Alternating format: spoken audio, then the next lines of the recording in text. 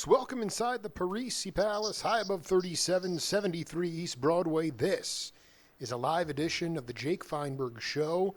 Comedy on Power Talk. Thank you so much for making us part of your day today on this Friday morning or wherever you are in this galaxy. And it's really important to continue to bring on people who you can see in their eyes that they have a God within them.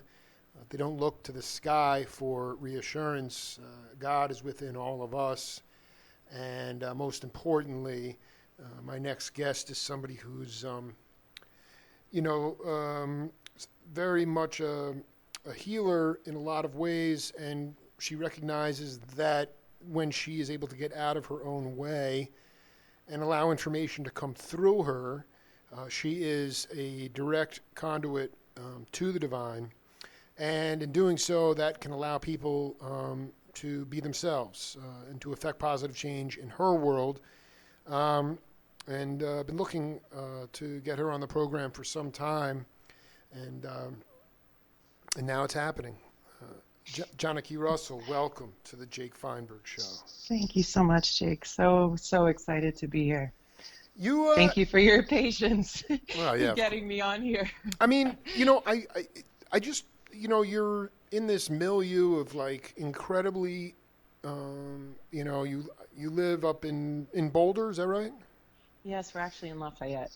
Mm-hmm. Oh, okay, so that's kind of upper. Right outside. That's a pretty upper crust place. But anyway, the thing is that do you believe that your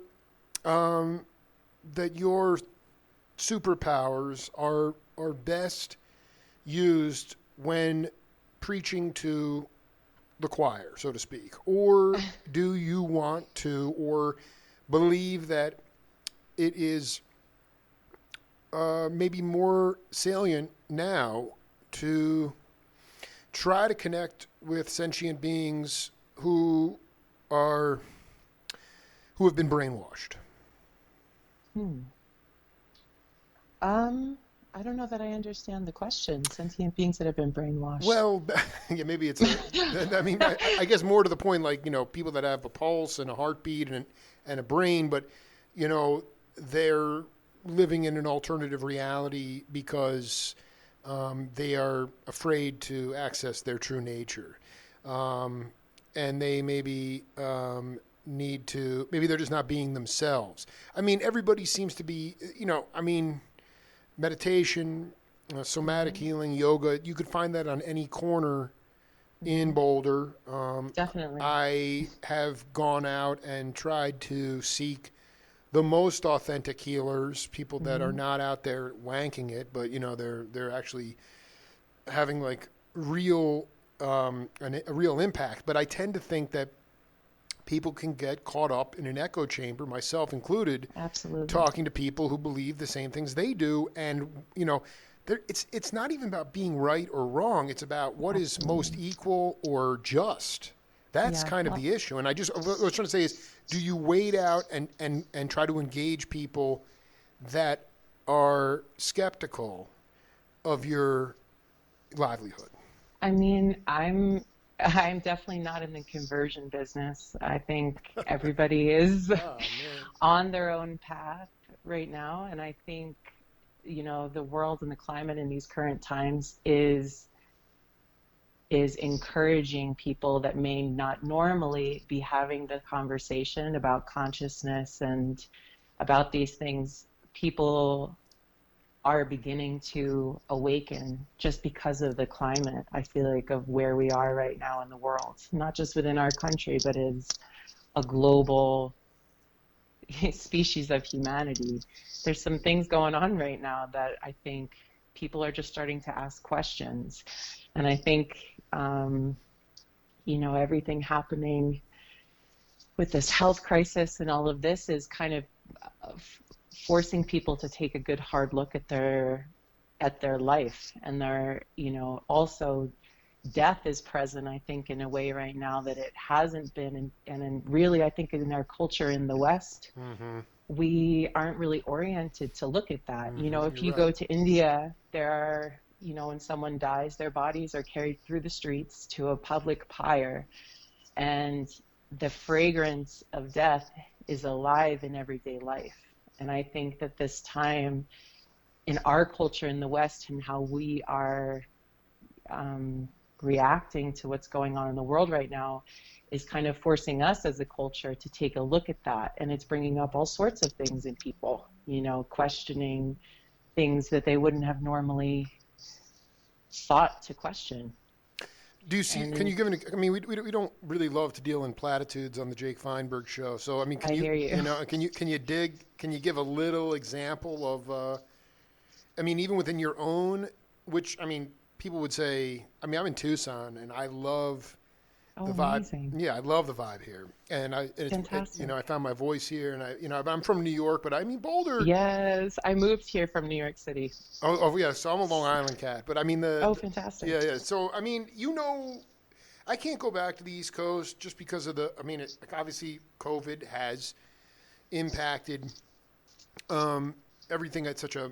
I just interviewed a cat the other day who had spent with his wife the last 4 or 5 months up in Woodstock, but they live in New York, and I get the feeling. I mean, he's a really great musician, really smart dude, and has obviously made a decent living for himself. But he's just like distraught by the lack of just fluidity of Gotham. And I think that this is really the question, because I've interviewed a lot of the master jazz black musicians from that were coming up in the 50s, and some of them have left the planet. But I asked Janaki, do you believe that everything is controlled by Mother Nature? I mean, I feel like those two statements, Mother Nature and control, are kind of opposing forces. What I'm saying is that, like, my older daughter comes to me and says, she's still in this paradigm that humans can control, or we have the technology to control, because that is the perception.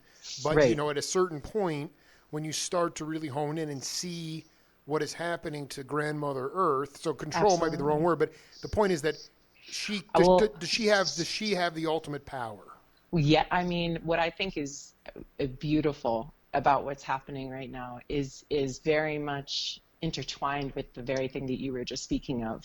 I think that as humans, we are creators, absolutely 100%, but understanding where that power comes from, the source of what that power is modeled for us by Mother Nature. And the thought that we could outsmart or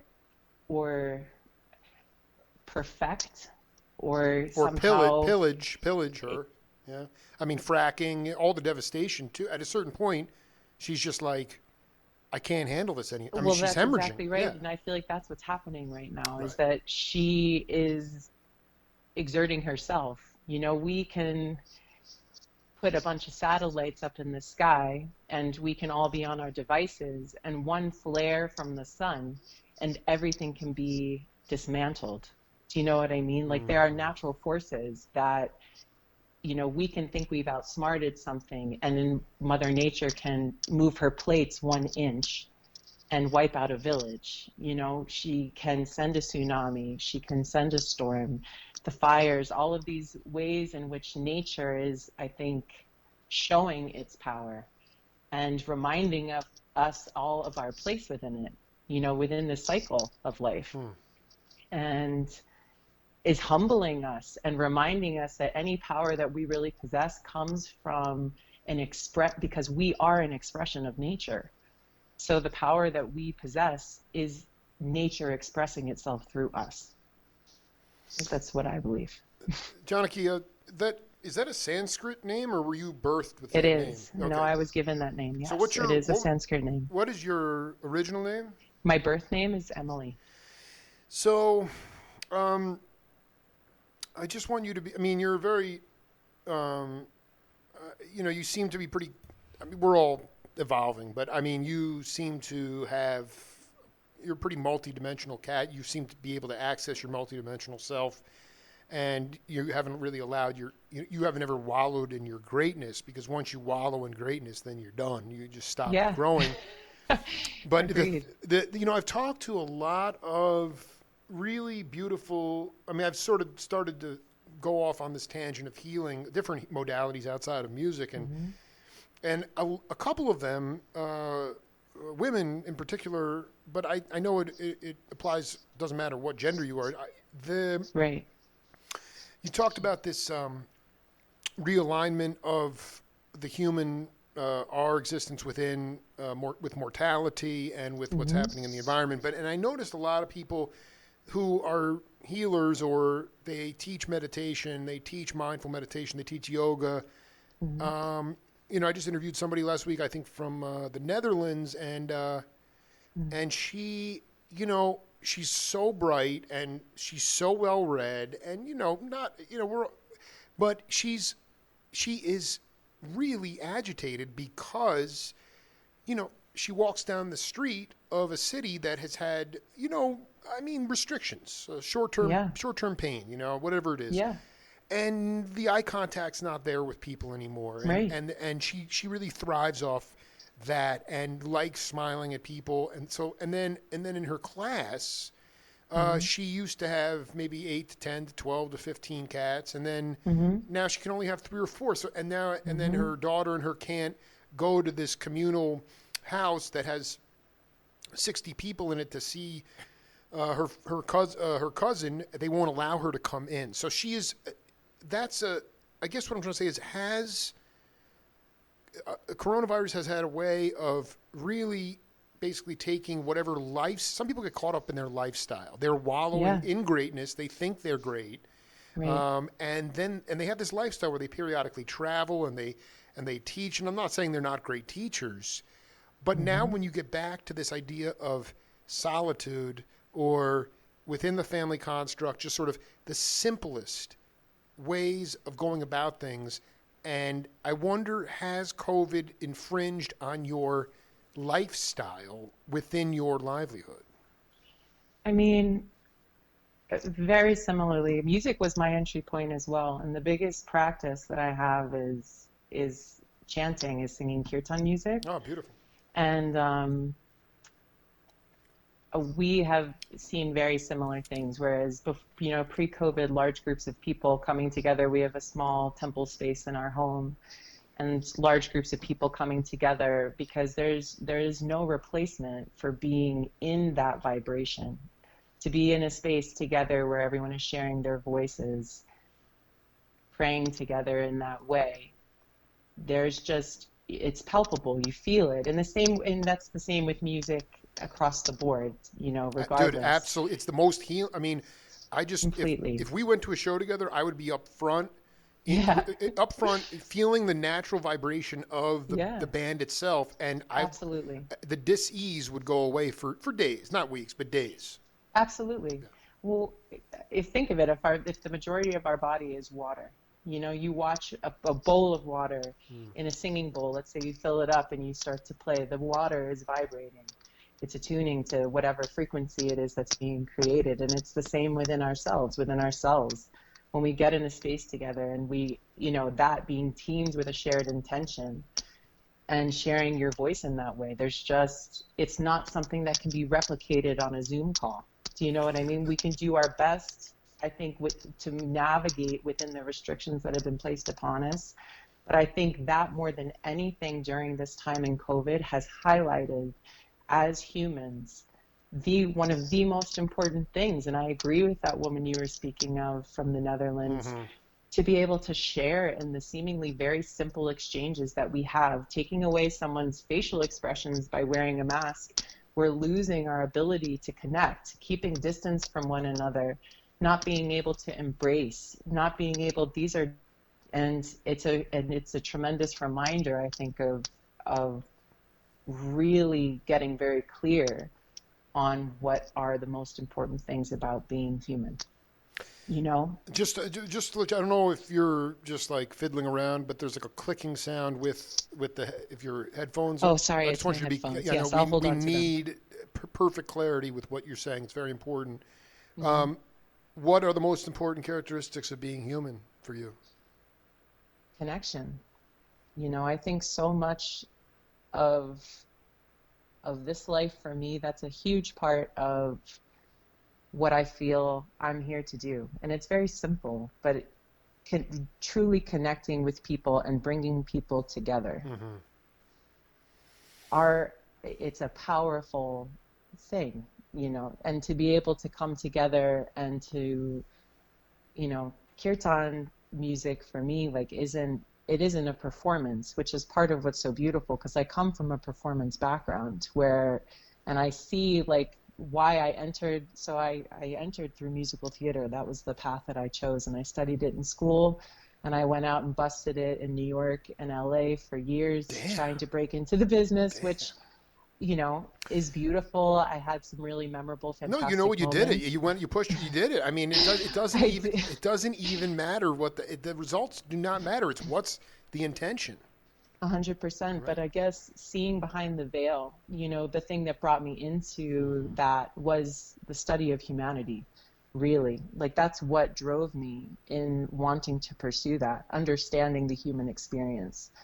But then entering the business once I got out of school, and I was, trying to break into the industry, seeing what the industry was really more about. And it was really, it's kind of like politics. It's a political game that I really wasn't well versed in and didn't have the desire. And it really left me feeling very unsure of myself. I didn't want to share my voice at all anymore. Wow. Because it's so criticized, and it becomes very ego-based, and then when I took a step back from the business and discovered kirtan music, it's a practice. It's my personal practice that I now have the joy of being able to share, and witnessing both how it's impacted my own life, and then in sharing it, you see that same ripple start to go out, and people are experiencing that same love, joy, these words that I feel like Hallmark has made has kind of diluted it, but it's like, love is a really powerful, big time. It is probably the most powerful force in the universe. And when you're coming together and repeating these different names of God, you're stoking that fire of the heart and creating an experience that in turn is then sending out a ripple, in that same way we were talking about with the singing bowls. And so joining together in community and being able to share in that way is a really powerful practice. And it's one that now, even though there are restrictions around it, it feels more important than ever to be doing, I mean, it's, did you thrive in the manic tempos of New York? I mean, my anxiety, I mean, I lived most of my life. I mean, I went to Boston University. I found myself having like a massive amount of anxiety. I mean, I loved the East Coast in certain ways, and I liked going back and visiting and having fun, but I could never live, not just because I couldn't afford it, but I just couldn't live. Yeah, no, right? Yeah, it's ridiculous. No, that too. I mean, but New York has a pulse. There's a pulse. New York has such a pulse. But I mean, that pulse is so low, right? That's the bizarre thing. Anyway. It's truly bizarre. No, I agree. I mean, when I was there, I knew people that I went to school with that when they got to New York, it's like they felt that pulse and it brought them to life. And I know people that go there and that thrive in that lifestyle, that is like what turns them on. And that's fantastic. That was not my experience at all. I had a very similar experience, it sounds like, to your experience. Well, let me be clear. You grew up in the, I mean, I didn't even grow up in the city. It's just that the tempo of the East Coast. I'm just curious, like, you obviously, my intuition is saying that you had to think at a certain point. Did you say, I'm going to live life by the rules that I want to live by, and not the rules that society says I should live by? Absolutely. I mean, I was told when I was in college, like, there are only two places you can go from here. You go to New York or you go to LA. And I went to LA first. And it was so foreign from everything I've known because I really grew up on the East Coast and I was so far away from my family and everything that felt known that that was not the right climate for me. So I was like, well then I'm going to go to New York. I got to make it in New York. And I tried. I mean, I was there, I think it was 6 years total. And again, huge life experiences, so many lessons because it's really such a melting pot that you can experience. Even just like riding the subway to and from work every day is a schooling in and of itself, you know. Right. But I saw, it was like my dad picked me up. I went home for Christmas and I remember him picking me up from the bus stop and he looked at me and was like, "You don't look like yourself." You don't look like yourself anymore. And I realized that all of the beautiful things I liked about myself, I was having to protect in such a way because New York didn't feel safe. New York's natural rhythm is not my own, you know? I mean, but were the most beautiful things about you were the things that were being most harshly criticized, so you felt like you could not show them? Absolutely. And what were and Absolutely. so like it was your voice, things that you were doing something unique or you had your own sound. And Well, and just also connecting to people, right. the vibration, because I was, you know, as many actresses are in New York City, I was a waitress, and I've realized in stepping back as I've grown older, I realize all of the jobs that I've had through my life have been some form of service. I've been in like the service industries, whether it's customer service or being a waitress, and like there is a sincere um, joy that I have in serving people and recognize on a larger scale now that that really is what I'm here to do, is to be of service.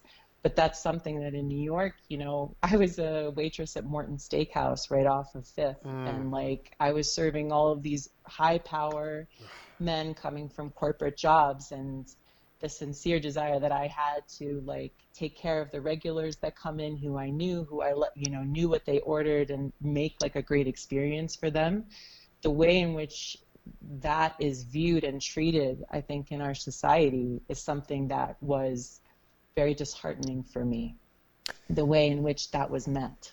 You're saying that the Berserko corporate cats Well, yeah, just yeah. like the power struggle, or the if the way we view, I feel like things like serving as being subservient, that's a very different, it's not the same thing. Do you know Mm-hmm. what I mean? Mm-hmm. And I remember being talked down to by a lot of these men where I was coming from a sincere place of just like wanting to create a great experience for them. And like the way in which that was met and distorted, you know, feeling like because I was a waitress, I was somehow subservient. I remember one guy one time gave me a hard time saying, you know, "I bet you didn't even go to college." And I'm like, "No, I went to a top university." And when I told them where I went, they were all shocked, you know, and it's such a funny thing to just assume that you know where somebody's coming from. Do you know what I mean? And it's like, The point where arrogance and ignorance meet. 100%, I a mean, hundred and percent. that's I mean, I don't know what it's like to make a lot of money. I really have never. I mean, Same. I've just and it's like I get off on. Well, I mean, it took a while for me to find my voice and find my niche, and then cut through the morass, and then really Hmm.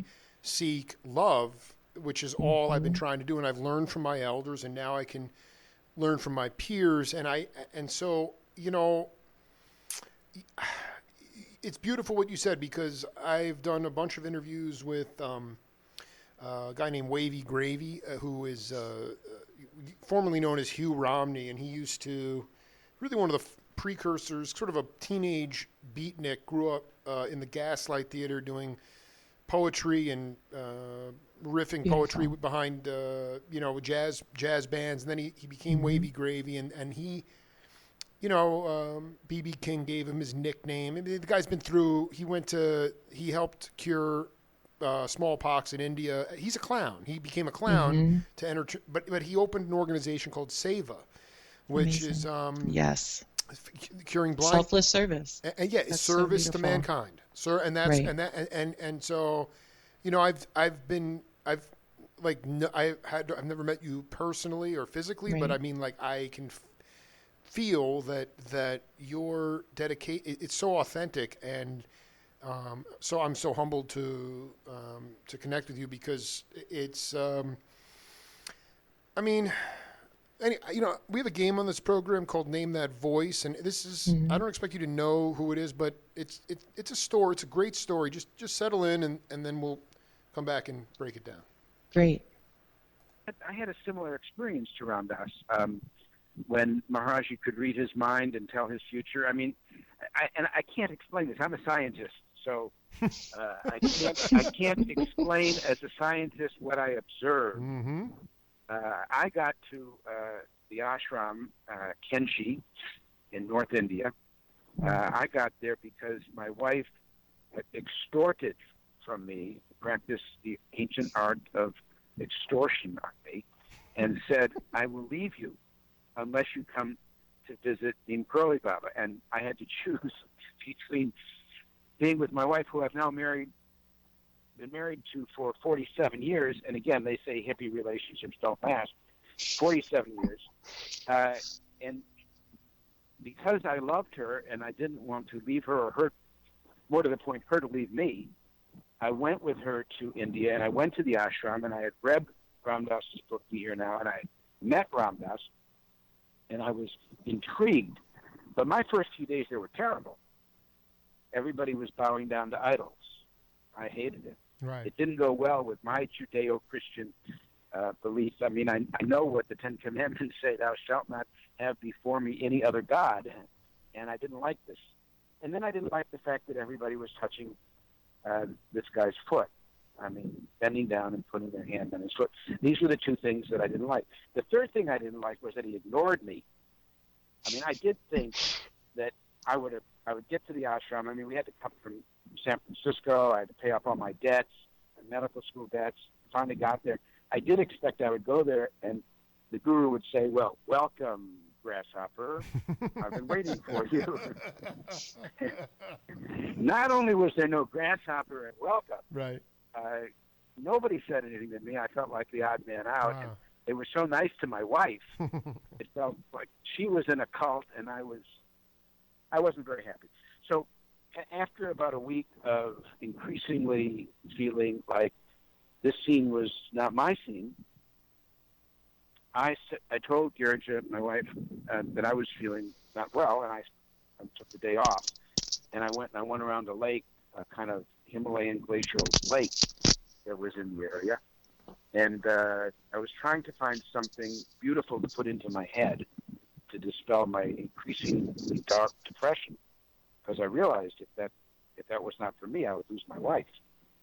And so, you know, I would go and I would take a boat out into the middle of this awful lake that was filled with green algae. It was a eutrophic lake. It was a dying lake. The British had thrown all their junk in it, and now the Indians were paying the piper for that.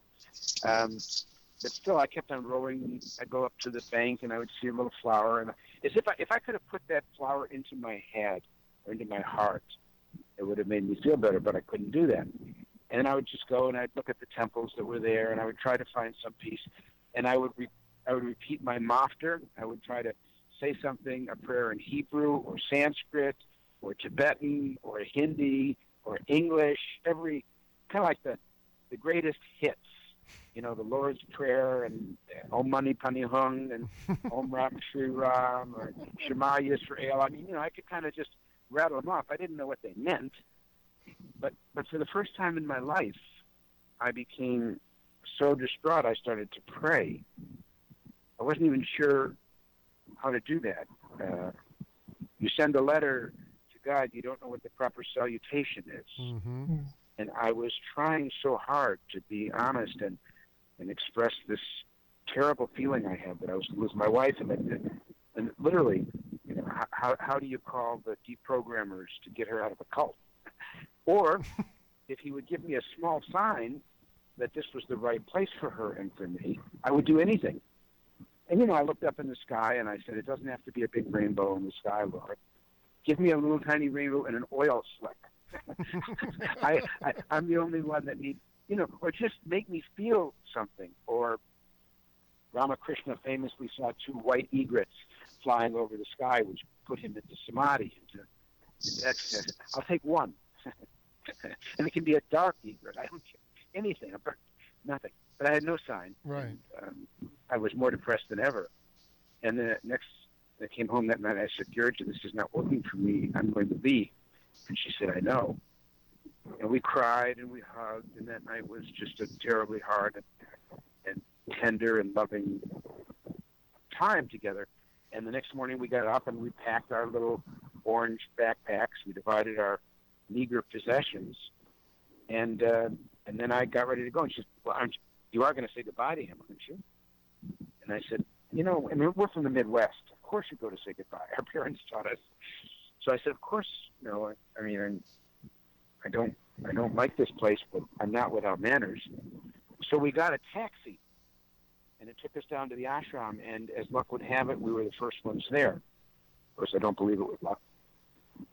And as luck would have it, we sat down at the tabletop, it's called a tucket. Little Miss Muffet sat on her tucket. It's a little like a bench that he would sit on. And we waited, and I happened to notice that the villagers had brought flowers and fruit and sweets, and they had arrayed them on his tucket, on his bench, to make the letters of the name of God. And in Sanskrit or Hindi, that name is Ram, one of those names of Ram. And there were apples at the corners of the letters. It was so beautiful. It was called a mandala. So beautiful to have all these fruits and flowers and sweets arrayed to spell the name of God. And whether you believe in God or don't believe in God, like Ram, don't like Ram, have a different God you like, still, it's a treasure when people do that. And they're going to origami. It's such a sweet thing that they had done.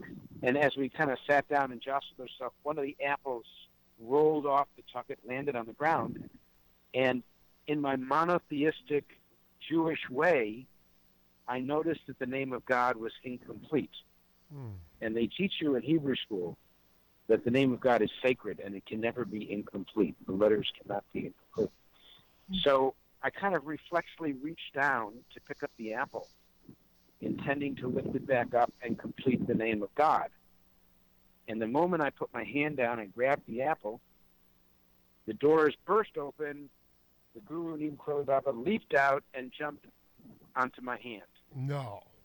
And pinned my hand to the ground with his foot. Oh, my God. And I was then not only a captive, it felt like he weighed hundreds of pounds. I couldn't, I was bigger and stronger and younger, but I couldn't extricate my hand. Wow. And I was touching his foot, exactly the thing that I had said offended me the most about being in India, this touching of feet. And he's got me pinned down there, and he looked at me, and it looked like he was 100 feet tall, and I looked like an insect. And he didn't say grasshopper, but he could have. He looked down at me and said, you weren't here yesterday. And I had this kind of mixed feeling. I mean, on the one hand, I didn't like my foot touching it, my hand touching it. On the other, I was glad he missed me, Right. He acknowledged it for the first time. Yeah, right. I thought and then he looked at me and said, where were you? And he began to interrogate me, and all the time laughing. He said, did you go horseback riding? Did you go, snowshoeing? I mean, things that you could never have done. And I'm thinking, he's putting me on. And then he looked at me, and his face just seemed to be filled with love. And his eyes filled with compassion. And he said, were you at the lake? And when he said that, I got a buzz in the back of my spinal cord. And then he said, were you talking to God? And then I got these tingles. And then he said, did you ask for a sign? And that was it. I don't remember what happened next. I went into this state of consciousness that I'm sure was something that's like my older spiritual brother, so much more advanced than me, who I love and adore, my teacher Ramdas talked about. When Maharaji made all of the electrical circuits in his brain go so fast his rational mind couldn't keep up with it. But for me, I had one more rational thought before I slipped into this state of consciousness. For a second, I looked up at him, and it seemed to me as he loved everybody in the world without distinction, every race, every religion, every caste, every gender, everything. He just loved everybody in the world. And I had this one thought, well, that's okay. He should love everybody in the world. He's a guru. And if he were a rabbi or a priest or a minister or an imam, their job description is to love everybody in the world. So he's just doing his job. And then I had this fleeting thought, but in this moment, I love everybody in the world. And I didn't know that this body, this machine, came equipped with the capacity to love everybody in the world. Janaki, thank you for sitting through that story. That so he went into like a state of samadhi after that, and then when he came out, Neem Curly Baba looked at him and said, "You are Dr. America," and he gave that was and now that we're talking about this, I guarantee you, if you have a TV and you turn on CNN or one of these, you're going to see this cat. That was my interview with Dr. Larry Brilliant, who, when Neem Curly Baba, going back to Seva, this is before Seva, but he said, smallpox was causing blindness in India and in the early 70s, and he said, "You are Dr. America," and he said, "You are going to eradicate smallpox in India," and that's exactly what he did. And now you see him today, Dr. Brilliant. You can look him up. He is all over the news, in somewhat desperation, I think, and flummoxed by our response to COVID. But he is front and center again. That was an interview I did from 2017. And Janaki, I can only see your eyes, but, when I want you to talk about, as some, not exactly that, but when you were at a crossroads or you were at a point in your life when you really surrendered and asked for a sign and it was delivered. First of all, thank you for sharing that story with me. I'm so glad you could listen. Because you have great attention span. I'm telling you, like this is where the rubber meets the road for my show. When he told me that story, it took me into samadhi, and so I know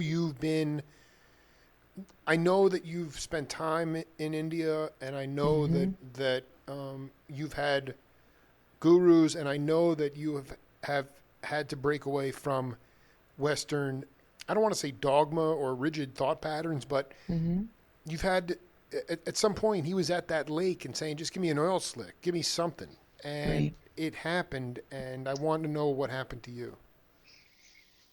I feel like I've had the privilege of having many moments of remembrance in that way, but probably the most memorable that's coming to mind in this moment is the first time that I went to India.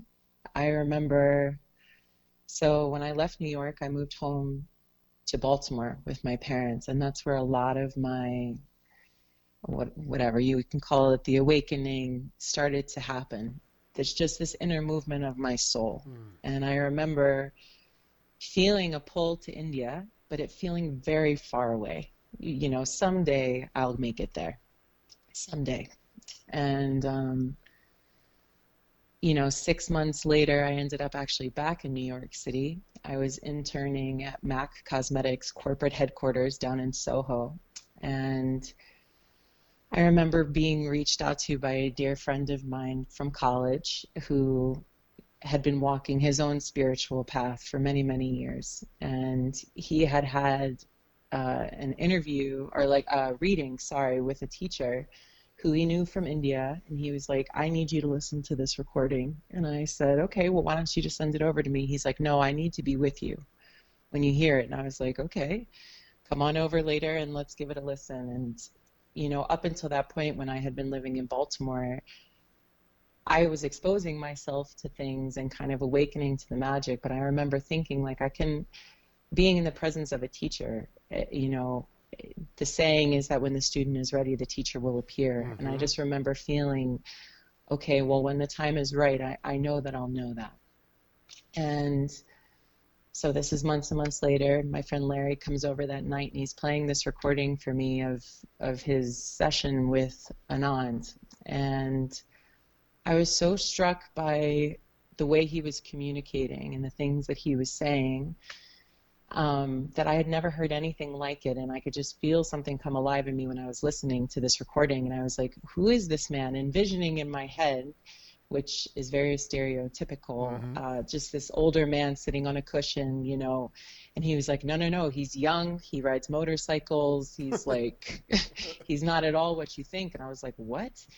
And I got online, and at that point, Sattva, which is what he formulated and offers, was very small. It was in its very early stages of development. And I saw that they were offering a training 6 weeks from that day. And I was like, I'm going to be there. Now, I lived in New York at the time. I had, like you said, no money. No. I was working just to get by. Yeah. I just was like, It was a paid internship? It was a paid internship? It was a paid. Yeah. But I dig. No, I mean, it was just whatever. Not, yeah, you know what bones. I mean, Yeah, not a lot. No. just enough to get by. Right. But I decided in that moment that I was going. And literally the next day, my brother called me and he was like, I have this bond from my grandparents and I'm going to sell it. And it was going to give me enough to book my flight and to get my flight and to take care of my initial payment towards my training. Oh, cool. And all of the things that I needed in order to go. And then my family, of course, thought that I was nuts. My dad, very similar to the recording you just played for me, comes from, he was raised in a Catholic school. Sure. And was like, You've had lost the your very mind. same, You've lost your mind. You're going to join a cult. Like, I don't know you're if wasting I'm all this money. This. Yeah, you're exactly. Yeah. You just got this money. You should invest it. Right, what are you doing? And but I just knew, and literally just magic. It's an amazing thing because you hear these phrases like, the universe conspires to support you in doing the things that are an expression of your deepest heart's desires. Nature, the universe will conspire to support it. It's incredible. The minute you decide and you focus your energy, life meets you there. So literally from the minute that I said I was going to, the minute I got on the plane to fly to India, where I was like, suddenly when I got on the plane, I realized, like, what the hell am I doing? I don't know anyone. I'm going to this foreign country. I'm sitting on the plane and most of the other people coming from the States were flying on the same flight and I couldn't afford it. So I was flying on Air India surrounded by Indian families. That's I was perfect. sitting next That's to perfect. this mother and her 2 children and I'm crying and she's like, are you all right? Are you all right? And I was just like, I don't know what I'm doing. Yeah. I just couldn't believe it was the first time I had done something that was solely listening to my heart, where I wasn't allowing myself to be informed by who my family thought that I was, who I thought that I was, who I was trying to be, anything. It was just like, I know that this is the right move. I watched everything come together in support of me going. And it was truly the most magical experience of my life, because India too, I went to go learn and study with Anand, but like I didn't realize that India, that land, that place has its own intelligence and vibration. And the minute that I got there, it was just absolutely being in, again, this term that we hear, but like understanding it experientially, being in the flow, what it is to actually be in the flow of life. You and didn't, to trust. no, I just want to be clear. You like, I totally dig, but it's like the we know what New York is like, but India is like Oh my God, whole More, other, I mean, whole you're other. like, I mean, you weren't like you didn't have any issues relating to the insane like how close people are to each other or like how No, because I mean I mean, I I mean had yeah. no, So you I were didn't know. Like I said, did all the preparation. I got on the plane, I get there, and I realized I was supposed to meet up with this group whose flight was arriving hours after mine. So I sat in baggage claim for hours and hours, and then I was afraid that I was going to miss them. So I went through customs out the door to just like the taxi area, right. which New York is a very intense place. Ugh, India is next level. I mean, even just going out into this group of, cab drivers, hundreds and hundreds and hundreds of people, hundreds of bodies in this very small space. And I'm looking around and I don't even know what I'm looking for. It's so overwhelming. But then all of a sudden I hear this voice that's like, Sattva, are you here for Sattva? And again, it's just like this experience of when we are pushed completely outside of our comfort zone. You have nothing, you so want to hold on to there's something, no net. you Yeah, no, know, I love it. there, Yeah. and it's Oh, very similar again to the story that you just played and shared, which is like our ego wants to be recognized. Our ego wants to know that we're safe. We have this very strong need, in our reptilian brain to know that we are safe. And everything about India that I experienced when I was there is completely removing. When you remove that, all of the things that make you feel safe in your day-to-day life. That's when the possibility of the magic is there. Again, this kind of quote that is used often, that, life begins right outside of our comfort zone. These things that we are kind of hallmarking, there is a real profound, deep truth in that.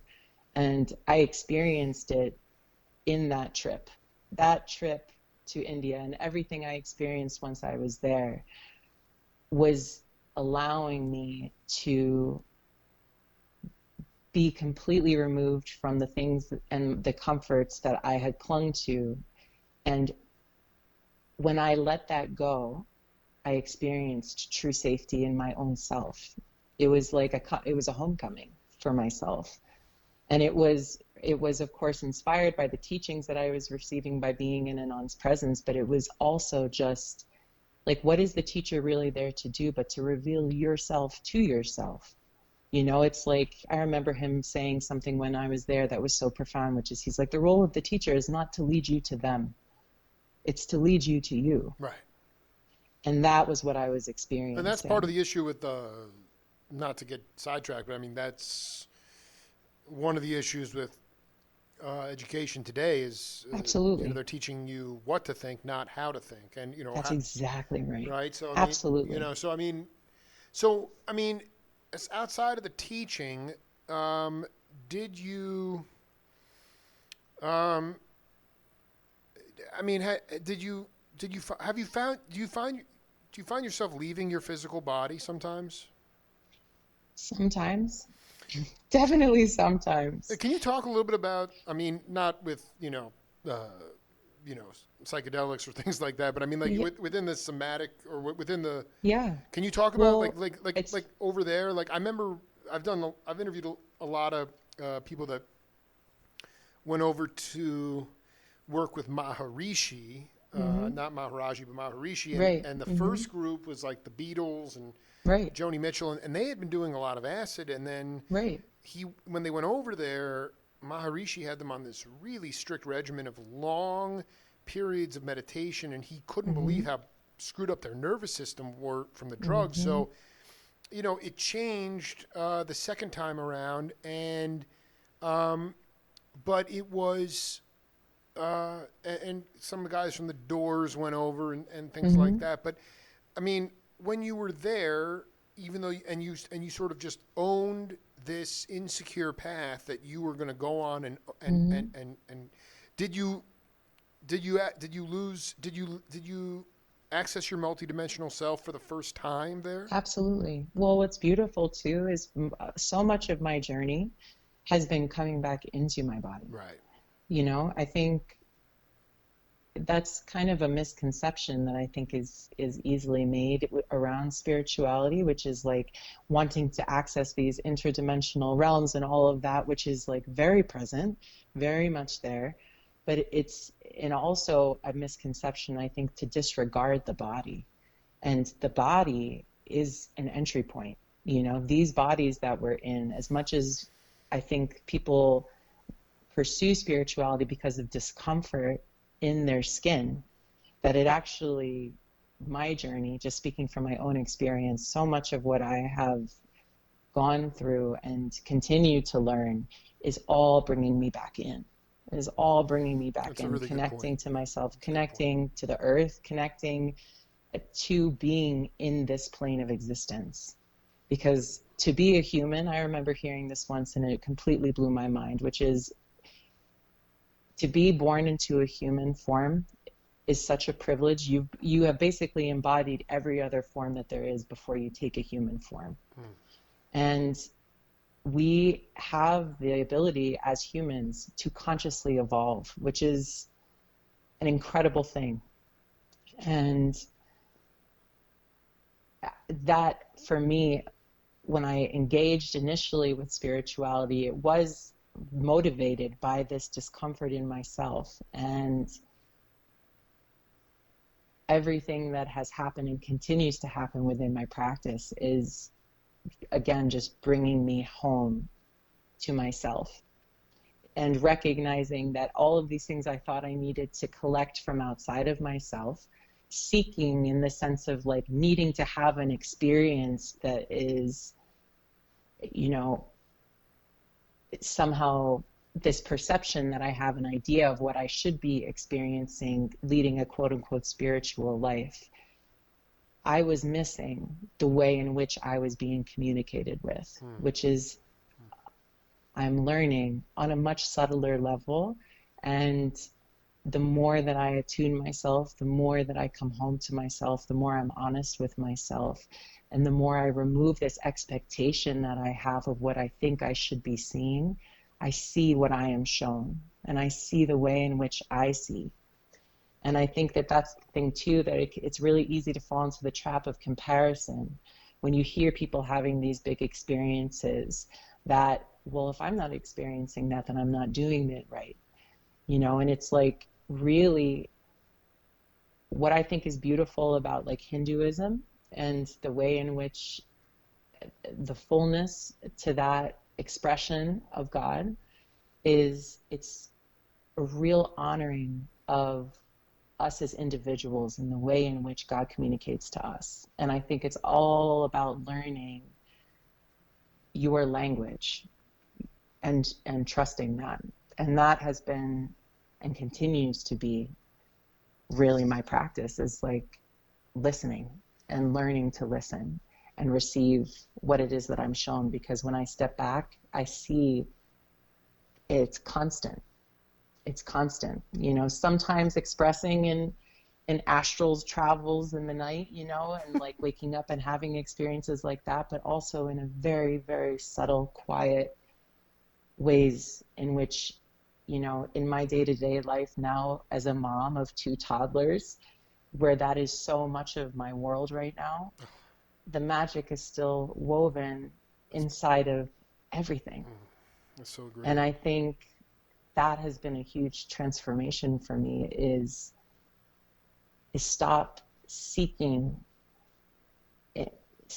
from this desire to be shown something and missing what it is that I'm being shown all the time, you know. And when I really recognize what's going on, it can just take you to your knees, you know, because it's like it can be these big, loud, like, again, colorful experiences, but it's also in these micro, very tiny, very intimate experiences where, because of all of the things that I am doing in my life, I'm allowing myself now to just see what's before me.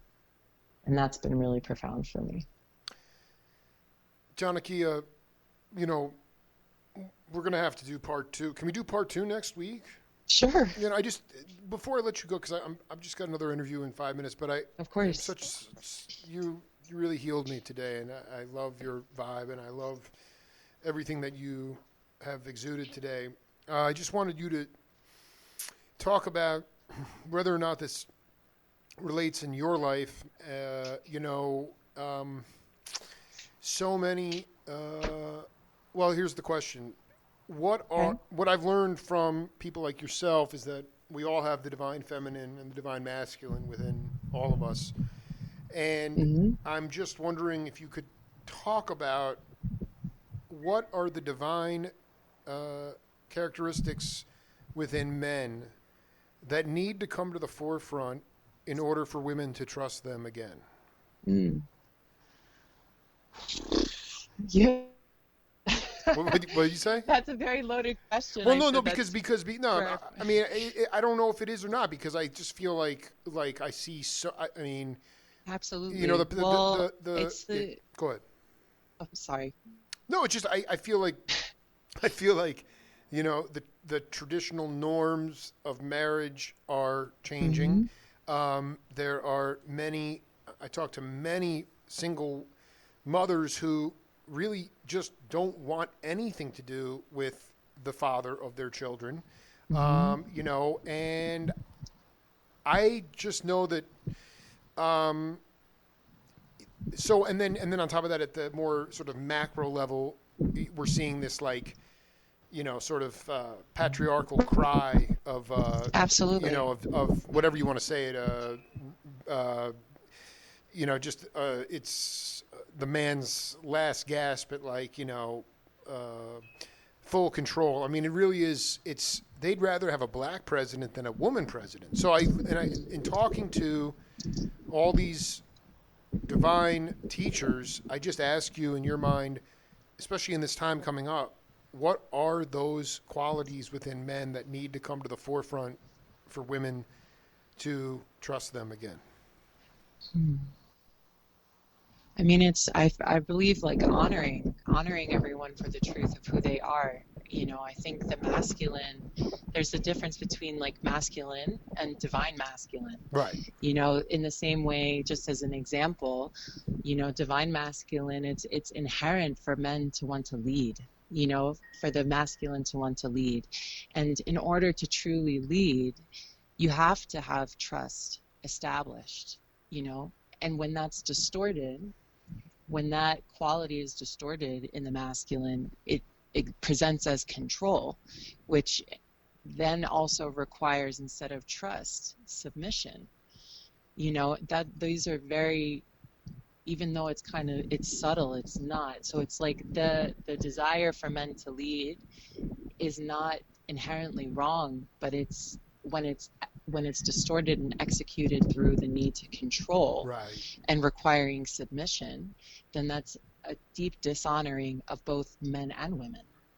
So I think in order for healing to transpire, it's like recognizing what the inherent desire is and allowing it to express itself from a healed place instead of a wounded, distorted place, which is, I think, we don't have a lot of examples of that in our world today, No, we because don't. these aren't qualities that are, even though they really should be idolized, they're not. So I think, again, I also think it goes this back. is a big No, I conversation. mean, we're gonna let's. I mean, yeah, I mean, this. You just keep doing your thing. I don't know how you, very clairvoyant, very sharp, and absolutely very humbled to connect with you. So let's do set two next Likewise, week. Jake. That would be great. All right. Thank you so much for your time. Bless you, my friend. Be well. Yeah. Later. All right. Bye-bye. Bye. And we'll be back with Ernie Watts right after this.